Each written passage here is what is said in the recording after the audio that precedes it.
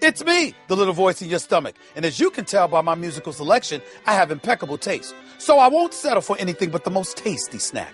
All natural Alberto beef jerky. It's lean beef, slow cooked, and seasoned to perfection. All natural and all delicious. So listen to the little voice in your stomach. Indulge my great taste and feed me some all natural Alberto beef jerky. Alberto beef jerky. You get out what you put in. Refers to Alberto's all-natural line of beef jerky. Minimally processed, no artificial ingredients.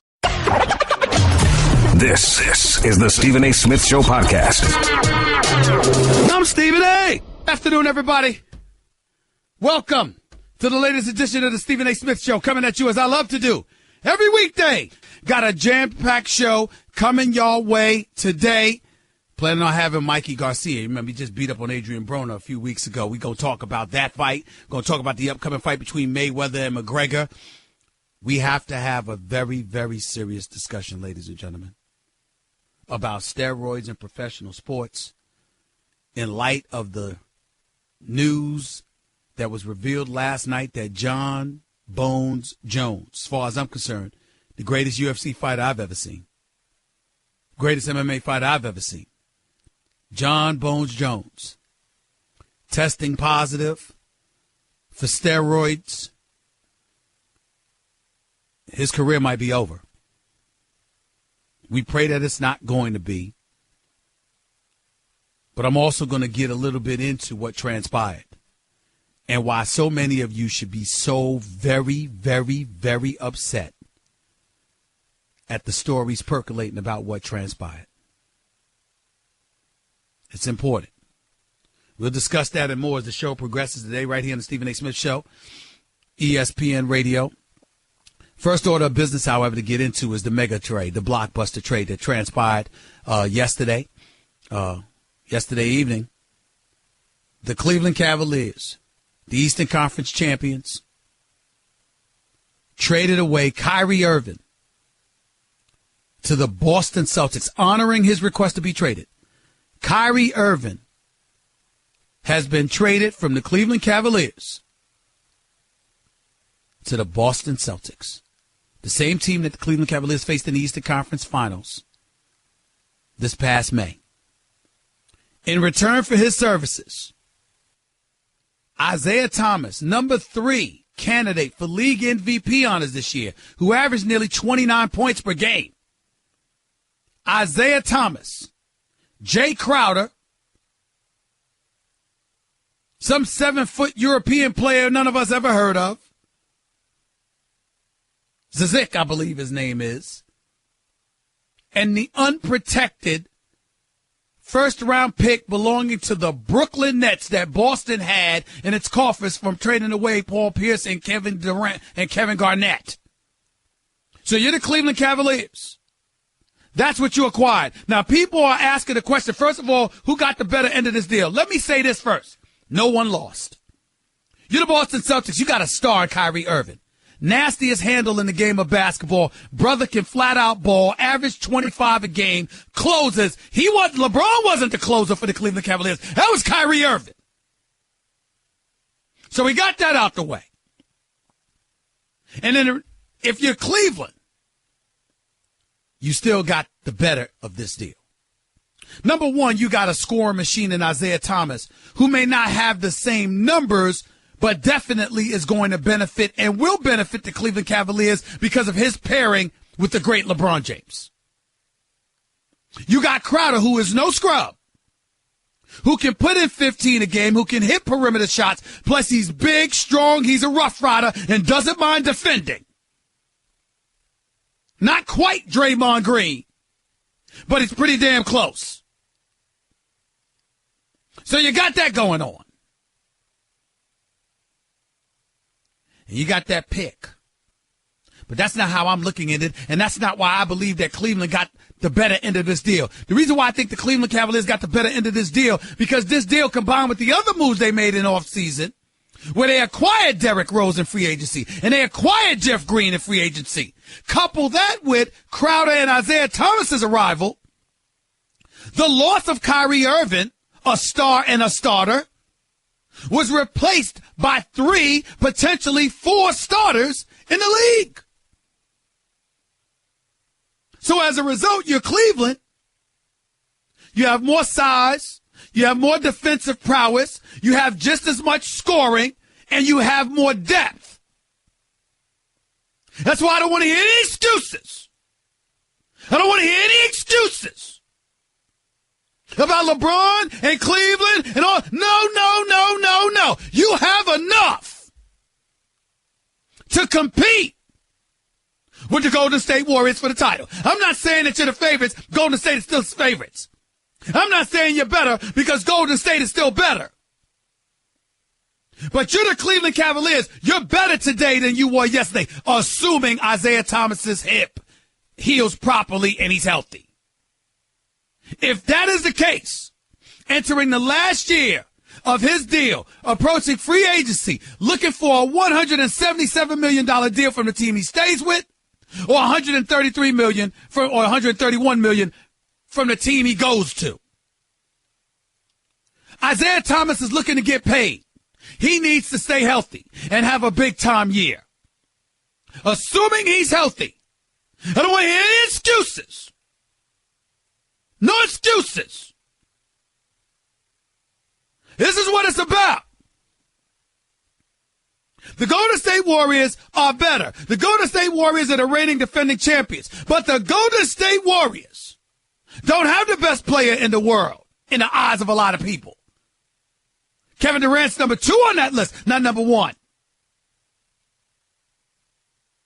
Now, I think this it's hellified close. Because Kevin Durant is a superstar extraordinaire. But if you're the Cleveland Cavaliers, yes, it's a loss to lose Kyrie Irving.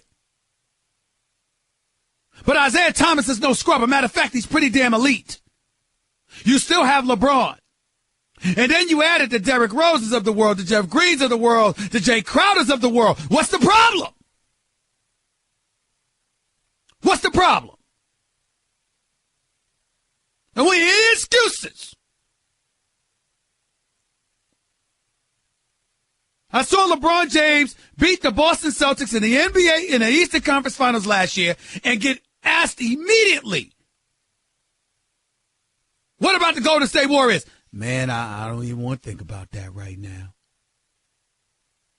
I don't even want to stress myself out. I just want to enjoy this moment and get ready, and try to prepare myself to go at them because it's very, very stressful. They're loaded, and I just don't want to stress myself like that. I mean, does that sound like a person confident in winning to you? He walked in the finals knowing he was going to lose. Not now. Not with a deal like this. Not with adding this much depth. Still maintaining your scoring ability and prowess. Aiming at the champions. No. No excuses. Boston is good. Boston is better. Still ain't good enough to beat Cleveland.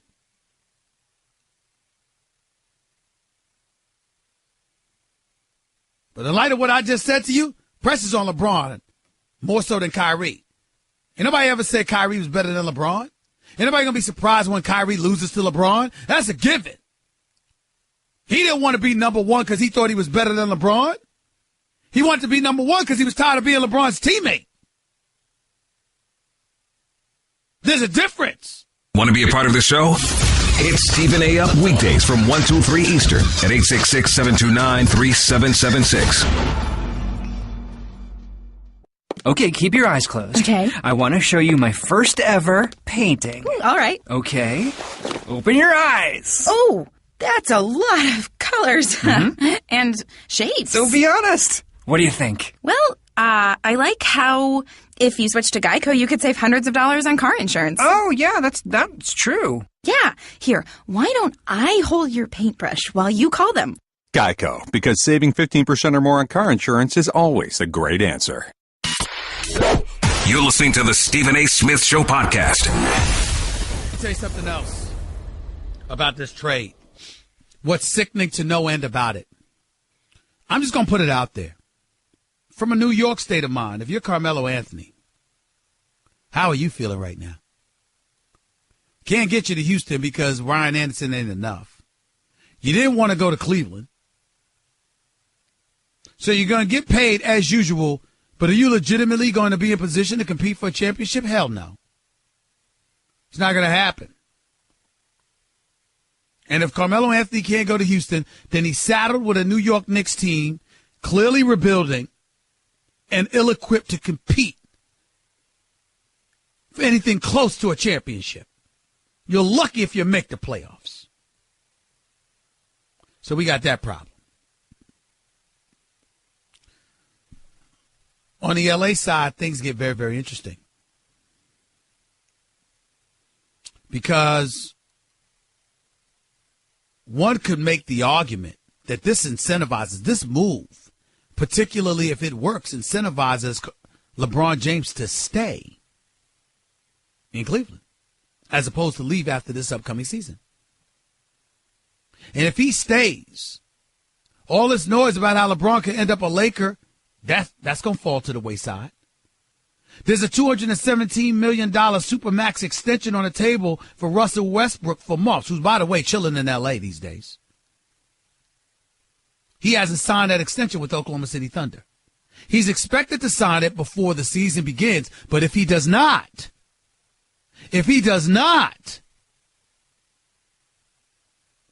where does that leave him? That means he'll be a free agent, and, you know, he and Paul George could come to L.A. But what if he does sign it? Like I'm told he will. If he signs it, then he stays in Oklahoma City. And if you're Paul George and you're legitimately competing for a championship, and while you might not be better than Golden State, you are better than San Antonio. You are better than Houston. I'm not saying that. I'm saying hypothetically speaking. If you're better than those teams and you're butting heads with Golden State for Western Conference supremacy, who's to say that Paul George would leave Oklahoma City to come to the Lakers like he had his agent tell the Indiana Pacers he would do? Or better yet, ladies and gentlemen, what if these tampering charges, which I consider bogus and petty on the part of the Indiana Pacers, by the way, what if it carries water? What if it's significant enough for the NBA to say, Paul George, you can't go to the Lakers, just like they did with Chris Paul years ago? Yes, the City of Angels will be apoplectic. Yes, it would be Armageddon up in this, you know what? But in the end, it wouldn't happen, which means that Paul George would have to think about going someplace else other than to the Lakers. And why wouldn't he stay in Oklahoma City, especially since they're willing to keep him and pay him? These moves have collateral damage, and it could all end up drastically and detrimentally infecting the Lakers and Knicks franchise for years to come. You can love Lonzo Ball all you want to, but remember, he's a rookie. There's only but so far you can go. Only but so far. 866-729-ESPN. It's 866-729-3776. Let's go to Rock. You're live with Stephen A. on ESPN Radio. What's up? Hey, what's going on, Stephen A? Talk to me, man. Yeah, man, I want to first, I want to ask you, have you figured out about that Aaron Rodgers situation that he lost the game October the 28th yet? Sir, I don't understand you. I'm having a difficult time understanding you because you sound muffled. Can you hear me now? Go ahead. Is it better? Yes, go ahead. Go ahead, sir. You're on the air. Go ahead. Okay, I'm sorry. Yeah, I was just trying to figure out that James Jones, man, God, he's done, man. And for him to just came off suspension for using drugs, and then knowing that you're going to get tested right after you fight, it makes no sense. So my comment on that, listen, I'm gonna stop you on that because I'm getting ready to get into that in just a second. But I know you called to say something about the Kyrie trade. I'll get into John Bones Jones in a few minutes. But what did you have to say about Kyrie? Man, that was a wonderful deal for Cleveland to get and for Boston to get. Both sides actually panned out pretty well on that. But they still not no matchup for Golden State. Listen, Golden State's the favorite. Golden State's the favorite, but I got to tell you something, Rock. Cleveland got better. They're better now than they were yesterday. Why can't you compete? You got the best player in the world. I don't want any excuses. don't want any excuses. Ain't gonna be no excuses at all. But we already know LeBron gonna shoot another video after the season over with. Yeah. You already know he's gonna shoot another video because I he gotta feel stay you on that, relevant. bro. I feel you on that, bro. You right there. You got to stay relevant, right? Yep. I appreciate that. Brandon, you're live with Stephen A. on ESPN Radio. What's up, Brandon? Yo, what's up, Stephen A? Man, look, Cleveland got away with a great deal. I understand Kyrie is great, and I feel like it's not a vast difference between him and Isaiah Thomas, and there's still the unknown variable of what Gordon Hayward is going to look like with the Celtics. But considering the fact that they got that haul they got, you bring in Jay Crowder, it makes you more flexible as far as playing small ball, especially if you need to get Kevin Love off the floor when it comes to switching and things of that nature. And then you got the first pick, and then whatever Ante Zizic, whatever his name is, whatever he turns out to be, if it's a plus, that's just automatic. And then we can't forget that Dwayne Wade is probably on the way, too, once he gets bought out, Stephen A. Well, D-Wade, listen, what do you mean you can't forget it? I reported it weeks ago. I mean, the fact of the matter is that he's going to get bought out by Chicago. Miami's got their mid-level exception waiting to give to him. And then and if he doesn't take it, it'll be because he makes one last run with LeBron in Cleveland. It's clear what's going to happen. It's one of the two things. So, I mean, you can't count the possibility of Dwayne Wade ended up there. But outside of that, what is it that we say? What is it that what can you do? Got to see what's going to happen. That's all you can do. You got to see what's going to happen. I got one more question for you. Considering Go all ahead. the moves that have been done in the NBA offseason with Chris Paul, Butler, George, now this whole Kyrie fiasco, are you still under the mindset that Kevin Durant has just ruined the NBA for the foreseeable future? Or is it going to be competitive this year? Because my juices is full. No. I'm ready for the season. No. I told you, man. I told you. Kevin Durant ruined the season for me last year. Kevin Durant ruined it because, he stacked the deck. Listen, listen, I'm not disrespecting Kevin Durant. I'm acknowledging his greatness. He's too damn great to end up going to Golden State. Now, obviously, there's nothing that anybody can say because he went there to win a title, and he did it. And he was the MVP of the finals, and deservedly so. He averaged 35 for crying out loud. He had a big-time shot in Game 3. You understand? To fuel that comeback. The guy is sensational. I'm just saying it's a crying damn shame that somebody that great, can end up joining Steph Curry, Klay Thompson, and Draymond Green. And I'm old school. Listen, it's just the way that I am. He stacked the deck. It's a cakewalk. He should win 3 titles. Easy. Kevin, the Golden State Warriors should 3-peat. Damn near easy, barring injury. There's nobody that's on their level because of Durant and Steph Curry. It's just the way it is. Gotta go. 866-729-ESPN. That's 866-729-3776. More talk about Kyrie going to the Boston Celtics and LeBron having his deck stacked a little bit extra himself. Plus John Bones Jones and the unfortunate saga that surrounds him and more in a minute. You're listening live to the Stephen A. Smith Show, ESPN Radio. Guess what? You're in the middle of the Stephen A. Smith Show podcast. Damn it, I mean it! Let me say this because there's a couple of things here that are incredibly, incredibly important. Those of you who may not know, some very, very, very sad news that came out last night about John Bones Jones, the UFC light heavyweight champion of the world. John Bones Jones tested positive for steroids. That's what it says. That's what the news is right now. It's pretty sad. I'm not going to lie to you. I'm hurt. I'm hurt talking about this story because I'm very fond of this guy. I think that he is phenomenal. I really, really believe that. I really think that he's special. And I think that sport is great when he's around.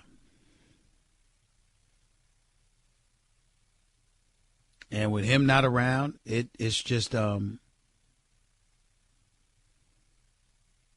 to put into words. He's 30 years old. And he was tested, I presume, before his fight July 29th versus Daniel Cormier. And the news story says he tested positive during the weigh-in for his last fight against Daniel Cormier. It says he will be stripped of his title, even though he hasn't been stripped as of yet. For those of you who missed it, he knocked out Daniel Cormier, kick to the head, and then after that, Daniel Cormier was wobbled, went down, and John Bones Jones was all over him.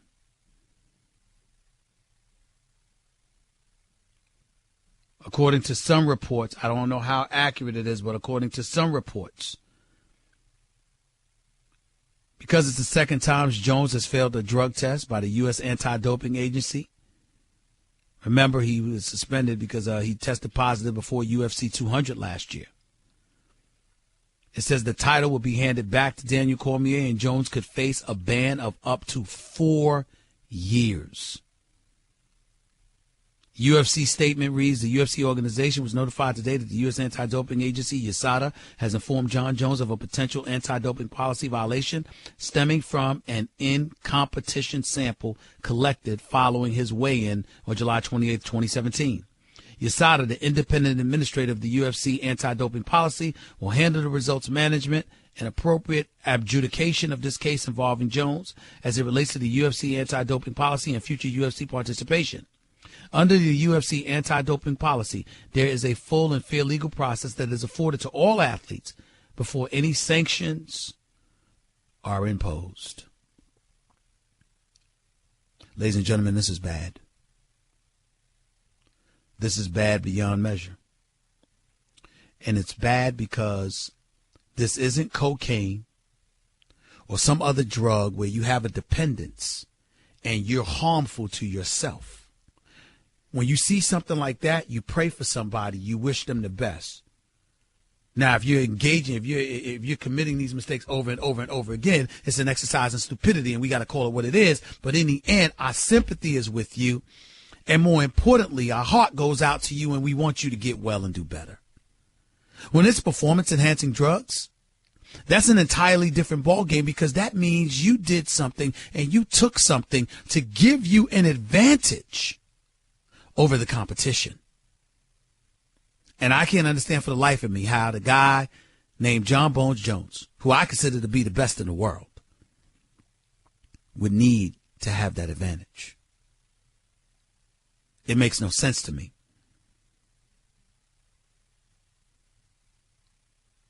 And when you look at it, I also feel sorry for Daniel Cormier. Because I remember how heated their discussions were and how much he couldn't stand John Bones Jones and vice versa. And then when John Bones Jones tested positive for cocaine and ultimately having some element of cocaine in the system, and ultimately he was suspended and for a year and couldn't fight and all of this other stuff. Daniel Cormier, I remember that press conference when he was just sad but so incredibly respectful. And was all about wishing John Bones Jones well, and that he'd get better and he'd get back in the octagon. And then you come back and you test positive for the steroids. You knock him out. But apparently, allegedly, you were performance enhanced. How fair is that to Daniel Cormier? And when broached about the subject, I believe last night or earlier this morning, Daniel Cormier was quoted as saying, I just don't know what to think anymore. And what else is he supposed to say? What else is he supposed to say? But ladies and gentlemen, this steroids thing is real. The one thing that you hear about John Bones Jones and some UFC fighters is that you see them frequently around bodybuilders. That's what you hear. And when you think about it from that perspective, we can't ignore this any longer. I mean, we want to talk about being role models and looking out for kids. We gotta step up. We gotta speak up. You got this guy, Dallas McCarver, dead at age 26, supposedly choking on food in his home in Florida, but you have people intimating possible PED use. You've got the GAT Nutrition, GAT, that's what they're called. They wanted everybody to know they're not responsible for John Bones Jones' failed PED test. They said, our products are fine. All of our products are legal. Mark Post, vice president for GAT Nutrition, issued the statement, nothing John is using from GAT contains anything that is banned. We do extensive third-party testing, and we know he has been tested several times. Everything has come up clear. We have no idea what has changed in what he has taken over the last month. We don't live with John, and we don't even know what the banned substance is. They don't want to hear their names brought up because he appeared to be blaming the supplement. They're trying to say they don't want to hear it. But he's been seen with bodybuilders. And bodybuilders themselves will tell you the one word you never hear associated with us is the word health. Because they sacrifice a lot and do a lot of damage to themselves to look the way that they look. Because they're competing. And that's not always the greatest thing. In terms of what they do and what they're willing to put into their bodies to get the look that they want to have. We got kids out there that think it's okay to use this stuff. We got young adults dying.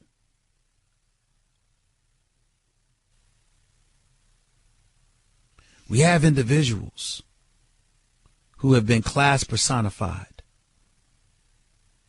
and have exercised fairness within the rules,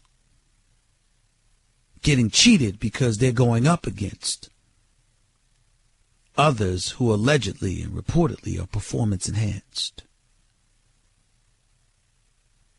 We got a problem, ladies and gentlemen. We can't ignore it. 866-729 ESPN is the number to call up. That's 866-729-3776. Back to your phone calls in a minute. Reminding you, Mikey Garcia, lightweight champion of the world, is expected to be on the show with us. Hour number 2. Stick around. Jam-packed show coming your way right here with Stephen A. on ESPN Radio. Give Stephen A. piece of your mind. He is sorry. Call him weekdays from 1 till 3 Eastern. I mean, just trash. At 866-729-3776. Guess what? You're in the middle of the Stephen A. Smith Show podcast. Damn it, I mean it. Back to the phones we go. Let's go to Jay. You're live with Stephen A. What's up, Jay? Hey, how's it going, Stephen A? I'm all right. Go ahead, bro. Okay, yeah, I just want to say I think Cleveland came out on top on this one here. You know, when the first call came out, I tried to call in, but I think they can beat the Golden State Warriors. I'm gonna go that far with it. Cleveland? You know, they got Crowder. He's gonna be able to get Draymond Green. You know, and that's gonna set their whole team down pretty much. I got one more point I wanted to make when all this was coming out. Kyrie, you know, he was elevated by LeBron's game, so I don't really look at him as no superstar, maybe a star, you know, but no, that's fair. That's fair. That's fair. He's a star. The reason why I give him just a tad notch above is because he closed. You know, it wasn't like he was a spectator or a bystander. You know, a bystander. This dude showed up, and he had a lot to do. You got to remember, the year they won the championship, he averaged 27. This year in the finals, he averaged 29. I mean, it's not like the dude just showed up and spectated and said, LeBron, could you help me, please? You know, he showed up too. But I think that has to be noticed is all I'm trying to say. Well, he never seen the playoffs before LeBron came. So yeah, but he had just came into the league, Jay. I mean, that was his first 3 years in the league. First 3 years in the league, went 21, 24, and then 33 games. And then after that, LeBron arrived. So what I'm saying to you is that it's not like the dude was in no man's land and heading nowhere. He was climbing and climbing and climbing, and he was putting people on the map. And you know what else Kyrie never gets credit for, Jay? Let me tell you the biggest thing. LeBron, when he departed for South Beach, who did he go to play with, Jay? He went to play with Chris Bosh and Dwayne Wade. Right? What you think he did? What you think he did with Cleveland? Came back to play eventually with Iman Shumpert? What do you think he was doing? Well, nah, he was coming back home. Kyrie was there. So let me get this straight. So, Jay, you trying to sit here with a straight face and act like LeBron just wanted to be home around the family, huh? Like Kyrie ain't had nothing to do with his willingness to come home. Like looking at Kyrie being young at the time, only 21, 22 years of age, and the baller that he was, they ain't had nothing to do with LeBron willing to come back home, huh? That's what you willing to say? Well, I ain't gonna say that, but like he's not LeBron. About the Cleveland trade, though, they got the better deal on that. Let me say that. I agree with that. I agree with that. Yeah, they got the better deal, and they got more bodies. They got more bodies. They got to watch. LeBron plus all these other people. So I think that's what's gonna give them that advantage to knock. We'll see. That's what I said.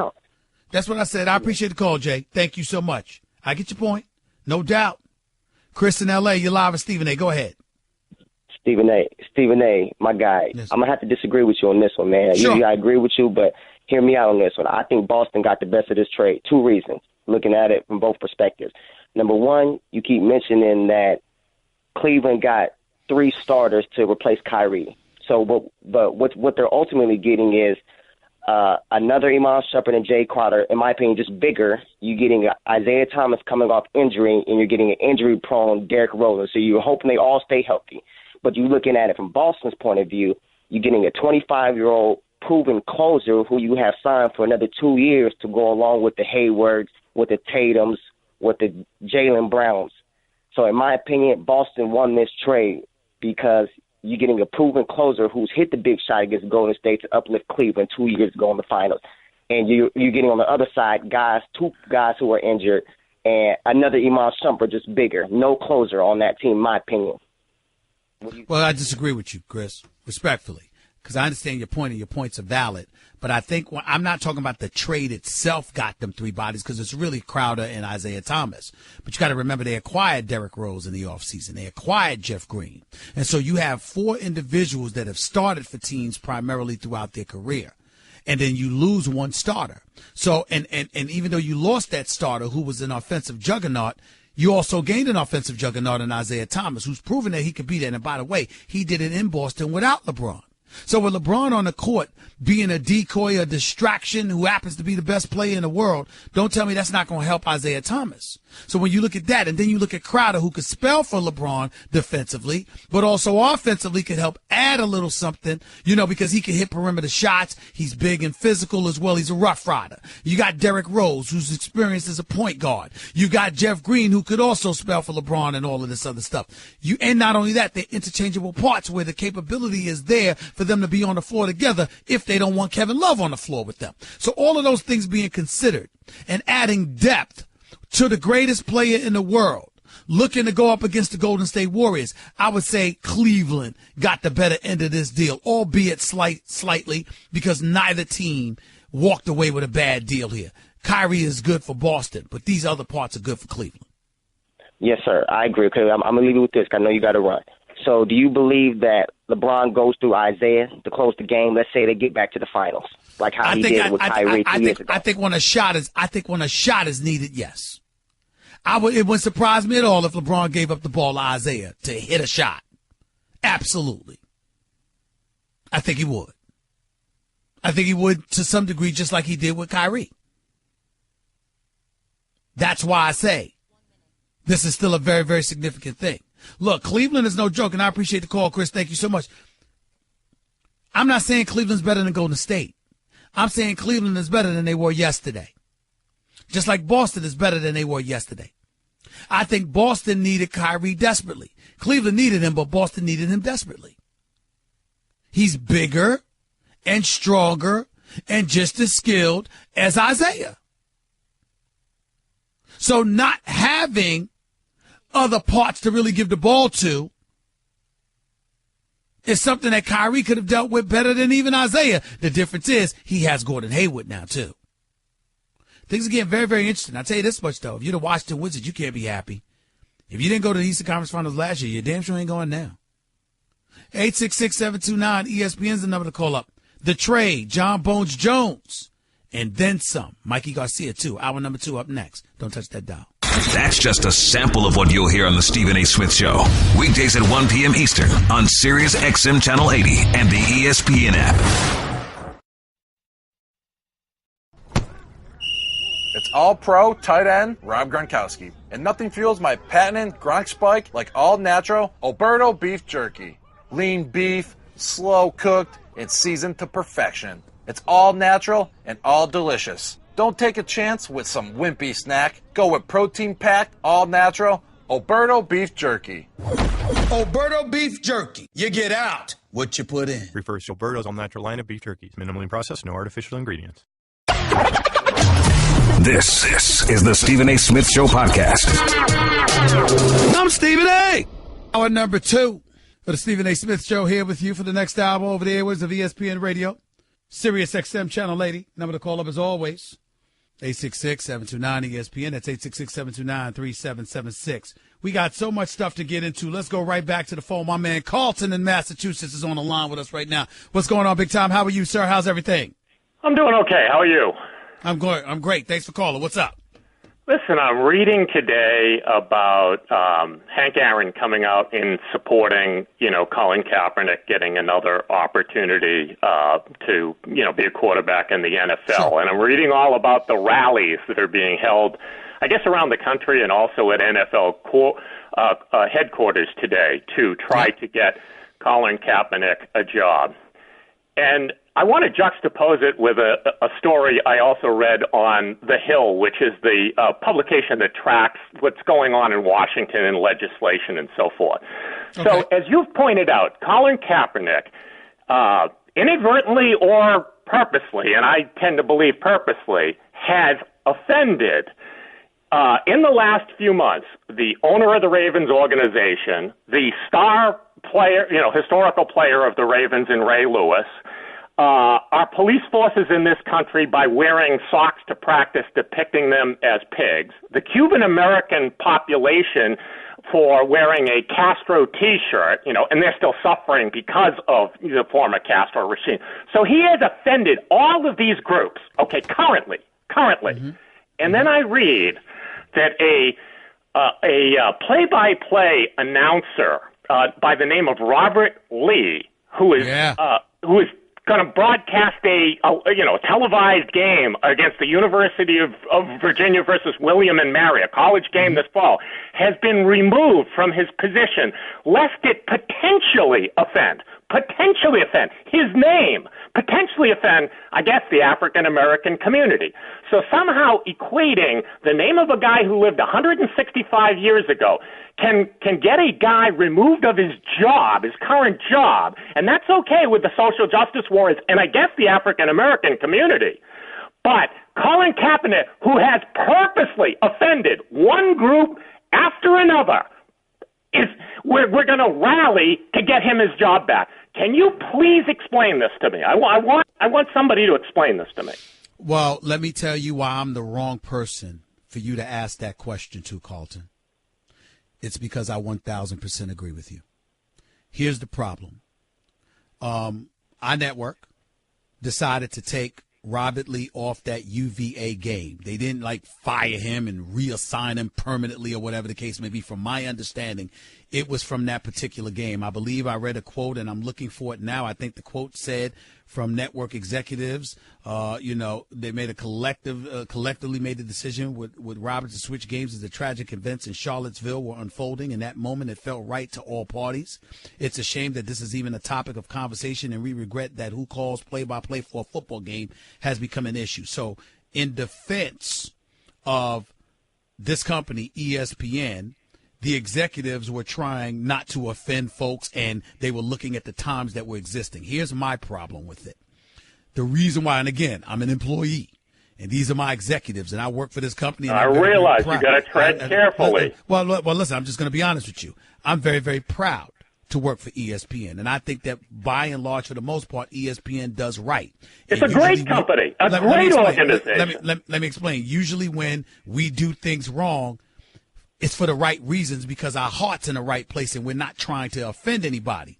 But what I would say to folks that call up with your stance is simply this: to, lambaste and excoriate and distance yourself from those who discriminate. We ended up doing it ourselves. Because this guy's name is Robert Lee. He has nothing to do with General Robert E. Lee, which caused the whole uproar with Charlottesville because the statue was being removed and what have you. We have to be careful. And it points to me, Carlton, what you have called in and talked about on many, many occasions as it pertains to justice warriors. Sometimes I'm one of those justice warriors, but sometimes I'm willing to step back and concede somebody like you has made a very, very profound point, because we tend to go so far with it that we end up defeating the purpose of what we were really trying to do. Take, for example, this election. You see this rally with our president last night? Did you see how many people were there? I did. Guess why so many people were there? Argument could be made because of stuff like this. We go beyond. I'm not talking about ESPN now. I'm talking about in general. We go beyond the scope in an effort to try to do the right things. We're so ultra sensitive to every little thing. Everybody is saying, my God, come on. And this is one of those situations where people are saying, my God, come on. So it's a lesson to all of us that in an effort to do the right things, sometimes the right thing is just letting it go, as opposed to trying to make yourself a part of those quote unquote justice warriors. Yep. Did I answer that to your completion? You did. And last week I pointed out the three the Oregon schools that voted to remove the name Lynch from their name, because lest it offend somebody. And I pointed out that then poor Marshawn Lynch and Paxton Lynch are going to have to change their names. This is the bonkers bill that we're getting into. It's on a case-by-case basis. We can't blanketly lean towards what you're saying. We can't blanketly lean towards what ESPN elected to do with Robert Lee just yesterday or the other day or whatever. We can't go there. It's got to be on a case-by-case basis. But it is a cautionary tale to credit where you're coming from. We don't need to overreact to everything. I'm not talking about this company. I'm talking about all of us. Some things, just let it go. But it's not nearly what we try to make it into. It's not nearly as serious as we try to make it. Let me ask you this then, though, Stephen A. Sure. Should all these groups that are championing for Colin Kaepernick to get his job at least point out the fact that he's offended enormous numbers of people in this country purposely? Should they not at least be sensitive to that fact? They should be sensitive to that fact, but at the same time, you can have a problem with him, but you shouldn't walk around looking at an American citizen who exercised his rights and saying he shouldn't be employed. Stephen A. Not talking about his kneeling, talking about his pig socks, talking about his Castro T-shirt, talking about him equating Steve Bisciotti and Ray Lewis to... Well, let me ask you this question. Hold on, let me ask you this question, Carlton. Fair enough. I'll give you that. Fair enough. You fired, Stephen A. You equated your boss to that. But wait a minute. The difference is the boss would be clear about why he's firing me. The NFL is hiding behind why they're ostracizing Colin Kaepernick. See the difference? No, think about it. I think it's each individual team making their own decision. But if one owner, come on, Carlton, not one single owner came out and said, I don't like what you did. You ain't playing for my team. Well, look at more than 20 of them don't need them. I mean, they already have the guys. But you're I'm only saying, talking 5 or 6 teams. Carlton, we're talking principle. We're talking principle here. I'm saying to you, just like you said, my boss, my job would fire me. They would tell you why. So in other words, why do you get as a league to hide behind something and not reveal openly why you might be ostracizing somebody? You do have an obligation to do that. Look, I banked that the Dolphins didn't hire him for the at least in part because of the Castro T-shirt. I banked that the Ravens didn't hire him in part because he exploited the owner with DiCaprio. I agree with you. I agree with you, Carlton. But why couldn't Steve Bisciotti come out and say, damn it, I ain't tolerating that? Who the hell do you think you are? More people need to have a backbone in this. There you go. That's where I'm going. Afraid of being overrun by the social justice warriors, Stephen A. But if you're a billionaire and you're afraid, shame on you. Because Carlton, they need to stand up. But that's the real reason why Colin Kaepernick doesn't have a job, not because But let's be clear. But let's be clear. America, as a society and as a mosaic, is basically saying, don't try to camouflage what you're doing to somebody in our society. Let us know. And I promise you, if owners came out and said frankly what they thought and how they felt about Colin Kaepernick, wouldn't be nearly as many protests. I promise you that. Well, think about it, Carlton. If he got a job and then didn't succeed and he got cut, are we going to have all the social justice warriors again protesting? Nope, because his record would speak for itself. And that would be that. Gotta run, Carlton. Appreciate the call, buddy. Catch the Stephen A. Smith Show live on 98.7 ESPN New York, ESPN LA 710, and Sirius XM Channel 80. You just can't make this stuff up. Weekdays from 1 to 3 Eastern. Okay, keep your eyes closed. Okay. I want to show you my first ever painting. All right. Okay.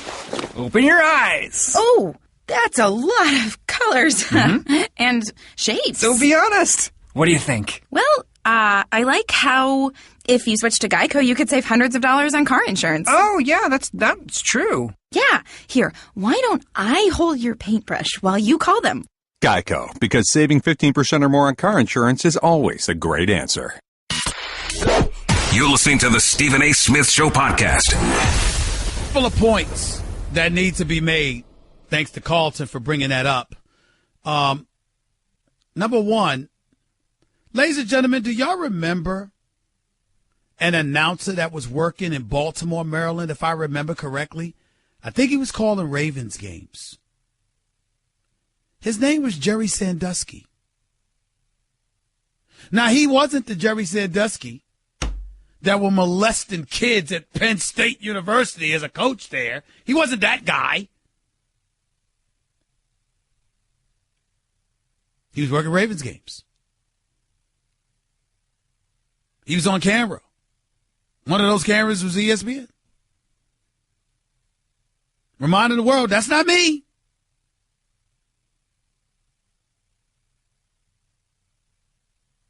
I don't think anybody would have confused Robert Lee with General Robert E. Lee from the Civil War. Got my man Bob Lee for Outside the Lines. Journalist extraordinaire for ESPN, saying he's got to make sure his ID, we're joking about how he's got to make sure his ID works because it's Bob Lee. It's spelled differently, L-E-Y, but his name is Robert Lee.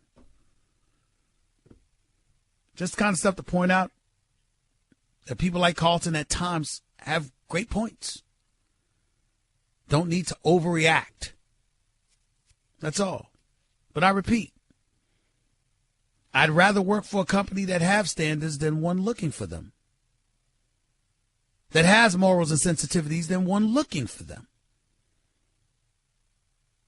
And the executives at this company, I believe their heart was in the right place. They made a mistake. That's all. I think Robert Lee is still employed by us. I think he'll be fine. Back to the phones we go. 866-729-ESPN. Paul in Long Island. You're live with Stephen A. Go ahead. Stephen A. Yes, sir. If Floyd wins, he's going to be 50-0. Okay? If he loses by miracle, he's 49-1. You cannot dispute that. You can't argue about whether or not it should be sanctioned. I can argue about it. I can argue about it, and I will. I don't feel that he deserves to be 50-0 because he got in a ring with a man that had never been in a ring before as a boxer. You're not the only West Indian. You're not the only West Indian on this microphone, you know. I know about you, Miss Steven. You didn't know you remember my West Indian roots. Come on now. I know you know it's all love. You know it's all love. You know it's all love. Go ahead. But listen, let me tell you something. The reason why he should be sanctioned is because Collins a fighter of some degree. Now he's not in Floyd's caliber. He's not that caliber of fighter, but he to some degree. No, I'm not saying he's not a fighter. I'm not saying he's not a fighter, and I'm not saying he doesn't deserve our respect. I'm saying, as a boxer, he's never stepped into the ring with any other boxer in his career.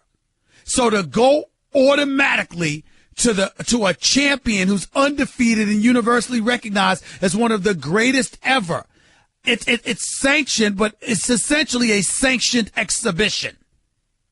Well, guess when Ali fought a wrestler, he didn't have a wrestling record.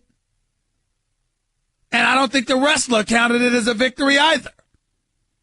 The caveat to this one here, I agree with you. The caveat is that it's not a championship fight. So as long as it's just a regular fight, and they have 12 rounds, 3 minutes, but the glove size and everything else, right? But it's also the intrigue. Right now, if Anthony Joshua were to fight Mike Tyson, right, if it was sanctioned, Mike Tyson doesn't belong in there with Anthony Joshua, but you would still watch it. It's the intrigue. That's going to bring it on Saturday night. We just respectfully disagree, Paul, but I appreciate it, man, and I appreciate the call. Thank you so much. Let's go to Ralph in Miami. You're live with Stephen A. What's up, Ralph? Talk to me. What's going on, Stephen A? Go ahead, man. Raise that volume, bro. We can't sit up there and hear you if you're trying to sound like Marvin Gaye. God rest his soul. Raise that volume, bro. Go ahead. Question is, raise the voice. I can't hear you. Isaiah Thomas getting traded for Kyrie. My thing is this: why is Boston giving away all their role players? They think they're going to be better with just Kyrie and Gordon Hayward? They didn't give away. The only role player they gave away basically was Crowder. What about? They gave away a start. They gave away Crowder and Isaiah. But they lost Bradley too. Two of their best defenders. Well, they didn't want to pay him. And not only that, you got Jaylen Brown on the come up, and they believe in him. So you got Jaylen Brown, you got Marcus Smart, who deserves some PT because he's an elite defender. Okay, you got him and Jaylen Brown. You added Gordon Hayward. You still have Al Horford. Now you got Kyrie. Okay, Kelly Olynyk left for Miami with you. But what I'm saying to you is that they have to sit up there and think about, Bradley was going to want some money down the hill. Isaiah Thomas was going to want that money. I think the team, and because he was only making $6.2 million, you had to include Crowder in the deal in order to make it work. Believe it or not, teams that benefit the most out of this trade is Miami, Washington, and Toronto. How? Because these guys got weaker. But Boston got weaker. Cleveland's going to be weaker in a year. Boston did not get weaker, and neither did Cleveland if LeBron stays. If he stays. Well, call me back when he leaves. But until he leaves, Cleveland didn't get weaker. And Boston certainly hasn't gotten weaker. And don't get me started on Washington. What have they done? Washington could beat Boston right now. No, they can't. How you gonna say such nonsense and they just finished losing to Boston with the crew they have? How you gonna say that? I think John Wall's coming back stronger this year. That ain't the point. What's that? What happened the last time you saw him? You're right. But it took Which evidence? That's right. You giving me emotion. What happened in Game 7? Bradley Beal showed up and dropped 39. What happened to LeBron? I love John Wall, but what happened to him in the last 19 minutes? You're right. Same thing that happened to James Harden. And what happened to Scott Brooks? What happened to Scott Brooks? As much as I like him, choking instead of playing the rookie out of Kansas, Kelly Oubre. How you going to put him on the bench and play him 1 minute? You're right. They should have played Kelly Oubre. No, don't call up here and talk about the Washington Wizards. Don't you dare. Have a nice day. Get it together. Want to hear that? I want to hear that. Unacceptable. Vaughn in Oakland, you're live with Stephen A. on ESPN Radio. What's up, Vaughn? Thanks, Stephen A. for taking my call. Go ahead, bro. Man. I appreciate you taking my call. I've been trying to call you, bro. Go ahead. Since January. But, all right. What's going on? Yeah, on this, the guy Carlton that called in, man, I wish these people would show a lot of passion for blacks who be getting killed by cops. Cops got the name by pigs. I'm from Oakland, and the Black Panthers, man, started the pigs because the pigs was brutal to blacks. That's how they got the name pigs. And when you act like a pig, you be called a pig. Stop right there. Now, Stop right there. Stop, Vaughn, stop right there. Let me and you have a quick conversation, okay? Let me and you have a quick conversation. We know there's been brutality on the part of police officers, on the part of some police officers. Nobody's denying that, okay? But let's be honest about something, too. Very, very important, Vaughn, and I'm sure you will agree. We talk about police officers as if all of them white. There's Latino police officers. There's black police officers. And by the way, there are black criminals. Everybody ain't wrong all the time. Sometimes it is police brutality. Sometimes it's criminals. Sometimes it is a white police officer. In Baltimore, there were some black police officers involved in that, Vaughn, with the whole Freddie Gray situation. You feel where I'm coming from? But I'm not that. I never said that, and I know all cops. No, I'm not accusing you of saying. No, Vaughn, I'm not accusing you of saying that. I'm not accusing you of saying anything wrong. I'm just saying that you're telling one side. And so all I'm trying to do is give perspective as to the Carltons of the world and others also have a side. You ain't the only one with the side. Somewhere in the middle lies the truth. Both of y'all ain't right on extreme pendulums. That's all I'm trying to say. But Stephen A. Yes, People sir. got to show passion when these blacks and Latinos is getting gunned down. But no, do they come to the table and stress their frustration? Can I tell you something? Can I tell you something that's gonna make you highly upset, but you're gonna know it's the truth? But it's gonna make you highly upset, Vaughn. Are you ready for this? Go ahead. If white folks were suffering from police brutality, how many black folks would be in an uproar? Not that many. I would concur. Not that many. Right. So what I'm trying to say, what I'm trying to say to you is, we have a heightened level of sensitivity because we're a disenfranchised community that's directly affected. Somebody who comes from a different community, whereas they may be sympathetic and empathetic, may not have the level of sensitivity that we have because they ain't black. So even though you're right about what you're wishing for, you and I both know that's a lot to ask because it's not something we would exercise either, because we relate to what directly affects and impacts us. So why do we abhor the inability for other folks to do the same from time to time? That's all I'm saying. You understand where I'm coming from? Yeah, I got you on that. Vaughn, your voice faded. Do me a favor. Call back tomorrow. Let's talk about this a little bit more because I know I'm cutting you short, and I apologize because we could barely hear you and I got a hard break.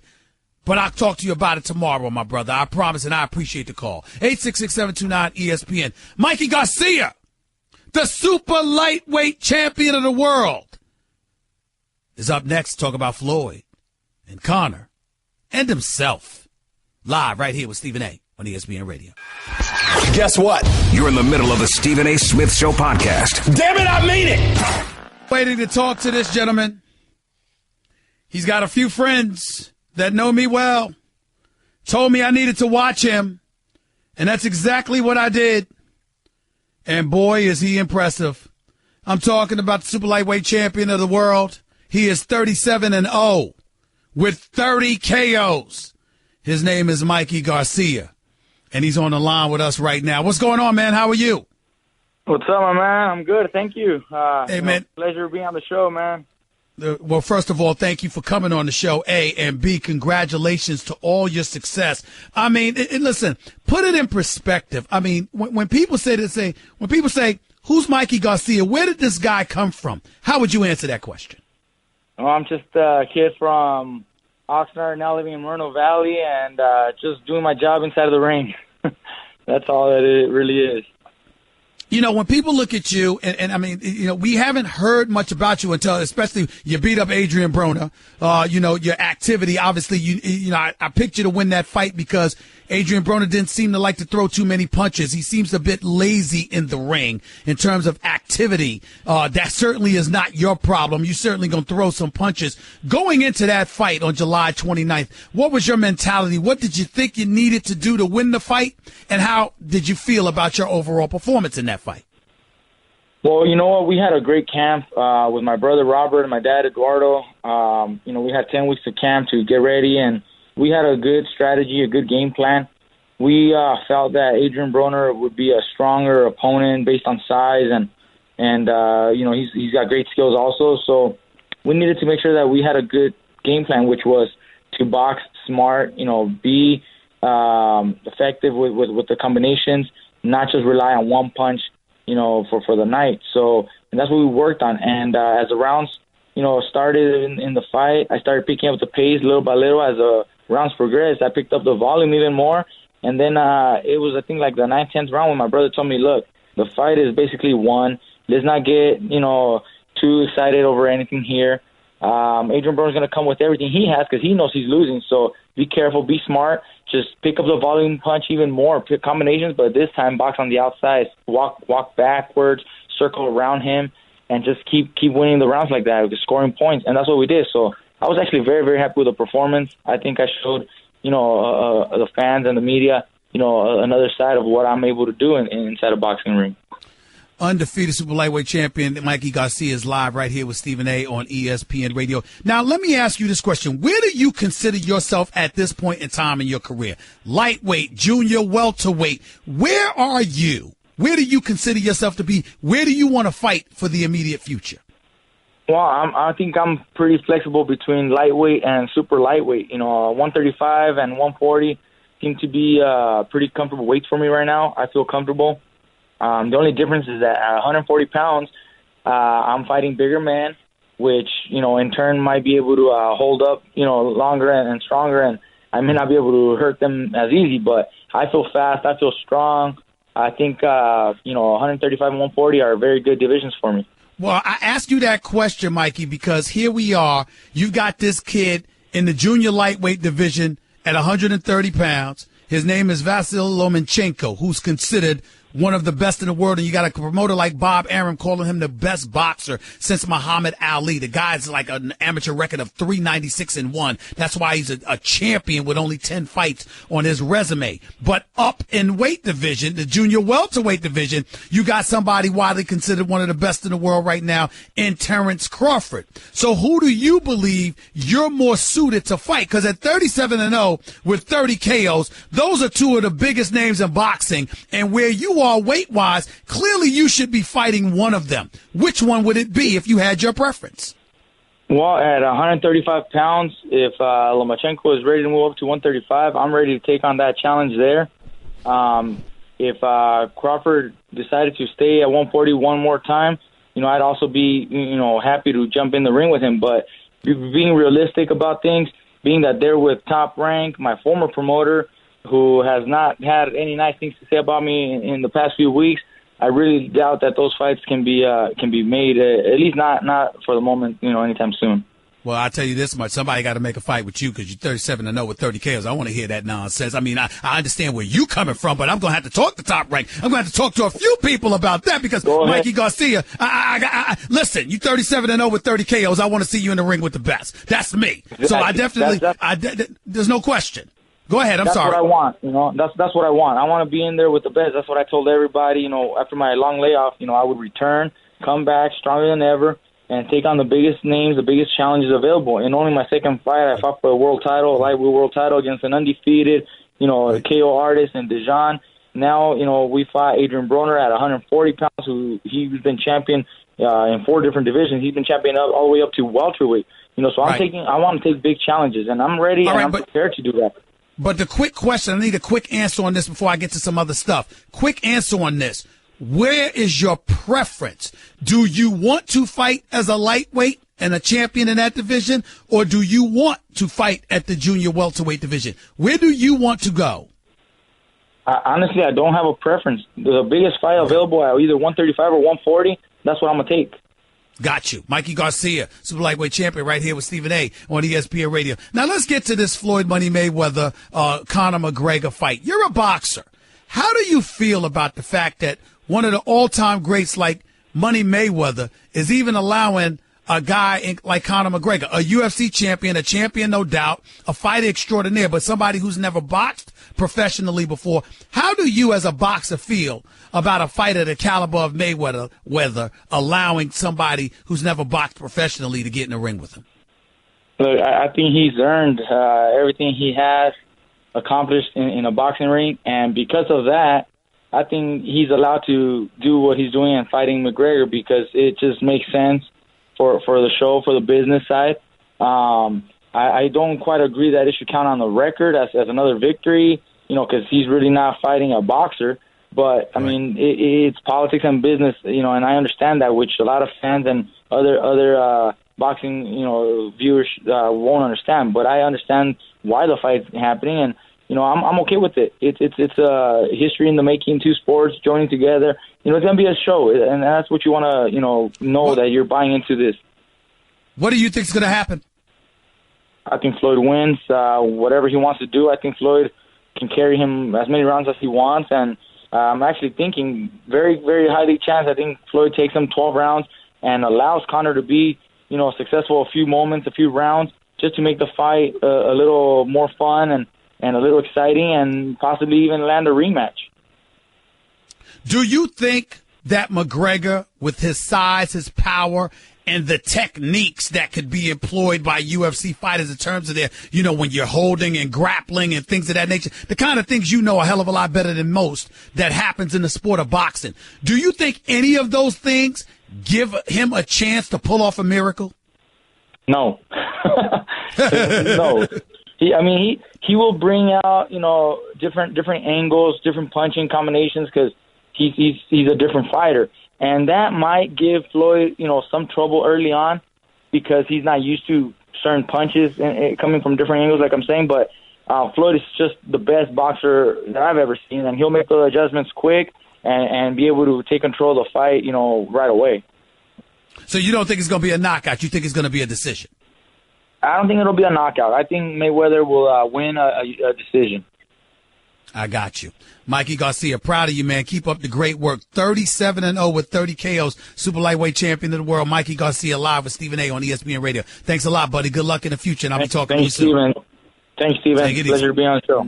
No problem, buddy. The one and only Mikey Garcia right here with Stephen A. ESPN Radio, 866-729-ESPN. That's 866-729-3776. You don't know him. He's not a box office name. But I wanted him on this show because, damn it, he's good. And I watched him beat Broner. And I watched him outwork him. And I watched this dude destroy everybody else that's come within his face. And I looked at Vasily Lomachenko. And I said, hey, the way he's abusing that division, it would be nice to see him fight a Mikey Garcia. I'm looking at a Terrence Crawford. Probably not so much against Mikey Garcia because Terrence Crawford's looking to move up, whereas Mikey Garcia would have to move up to fight him, which I don't think would necessarily be wise because Terrence Crawford is something special.